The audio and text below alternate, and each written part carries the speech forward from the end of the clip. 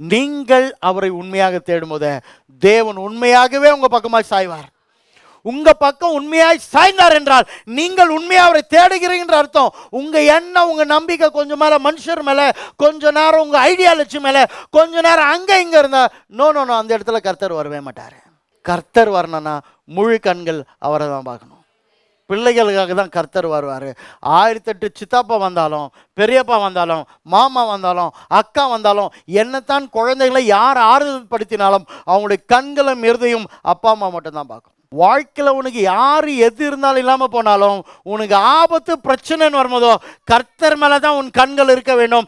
எல்லா சூழ்நிலையிலும் கர்த்தர் மேலே தான் இருக்கணும். அதுதான் சொல்கிறான், கர்த்தரை நான் தேடினேன், அவர் என் பக்கமாய் சாய்ந்து, என் பிள்ளை என்னை உண்மையாக பார்க்குதுரா, அவர் என் பக்கமாய் சாய்ந்து என்னுடைய எல்லா பயத்திற்கும், அகீசனுடைய பயத்துக்கெல்லாம் நீங்களாக்கி என்னை விடுவித்தார். 5ஆம் வசனம் சொல்லுது, அவர்கள் அவரை நோக்கி பார்த்து பிரகாசம் அடைந்தார்கள், அவர்கள் முகங்கள் வெட்கப்படவில்லை. என்ன சொல்லுகிறாருங்க?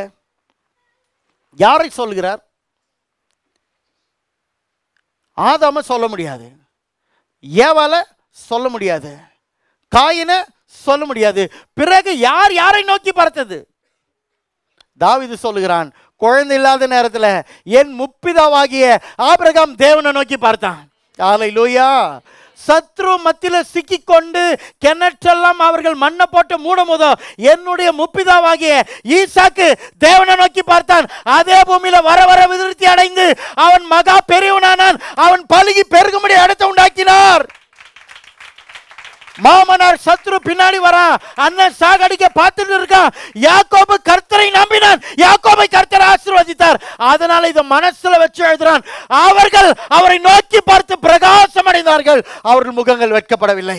இங்க 6ஆம் வசனத்துல அவன் சொல்றான், இந்த ஏழை கூப்பிட்டான், கர்த்தர் கேட்டு அவனை அவன் இடுக்கண்களுக்கெல்லாம் நீங்களாக்கி ரட்சித்தார். கீழே 7ஆம் வசனம் சொல்லுது, கர்த்தருடைய தூதன் அவருக்கு பயந்தவர்களை சூழ பாளையம் இறங்கி அவர்களை விடுவிக்கிறார். அதாவது 1 to 7 வரையிலும் flowing with gratitude, அதாவது தேவ அன்பினால நிரப்பப்பட்டு அவன் எழுதுறான், கர்த்தரை நான் தேடினேன், அவர் என் பக்கமாக என்ன பண்ணாரு? சாய்ந்தாரு. என்னுடைய எல்லா பயங்களுக்கும் என்னை நீங்களாக்கி விடுவித்தாரு. அது மட்டும் இல்லை, என்னுடைய முற்பிதாக்கள் ஆபிரகாம் ஆகட்டும், ஈசாக் ஆகட்டும், யாக்கோப் ஆகட்டும், அவர்கள் அவரை நோக்கி பார்த்து பிரகாசம் அடைந்தார்கள்.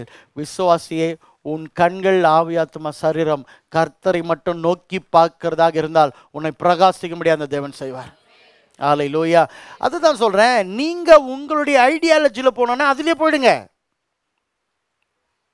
கர்த்தரையும் உங்க ஐடியாலஜியும் ஒன்றா என்ன பண்ண முடியாது?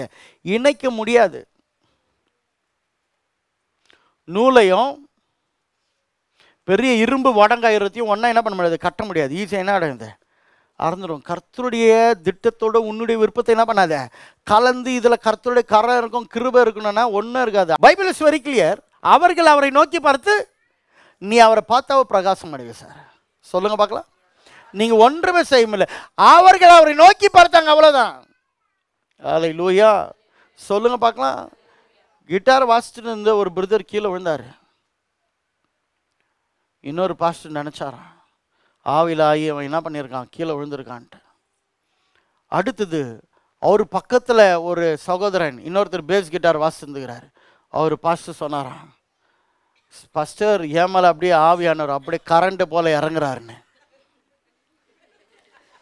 பாஸ்டர் சொன்னாராம், ஆமாவாடா அப்படின்ட்டு அவரு தொட்டுந்தோம். அப்புறமா பாஸ்டர் சொன்னாராம், ஏன் மேலேயும் ஆவியானவர் கரண்ட் போல இறங்குறாருன்னா. கடைசியில் இந்த கிட்டாரிஸ்ட் வந்து ஒயரை மெரிச்சிட்டு இருக்கிறாரு. கரண்ட் ஒயரை, கரண்ட் பாஸ் ஆகிட்டு இருக்கு. கரண்ட் பாஸ் ஆனாவே ரிதம்லேருந்து பேஸ் கிட்டாருக்கு வந்து, பேஸ் கிட்டார்லேருந்து பாஸ்டருக்கு அடிக்குதுன்னா, இதுதான் கர்த்தரை நீ நோக்கி பார்க்கும் போது உன் முகத்தை பிரகாசிக்க செய்வார். கரண்ட தொட்டா ஷாக்னா, கர்த்தரை நோக்கி பார்த்தா பிரகாசம், ரேடியன்ட். சொல்லுங்க பார்க்கலாம், சொல்லுங்களேன். ஏன் பிரகாசம் அடையுது பாருங்க.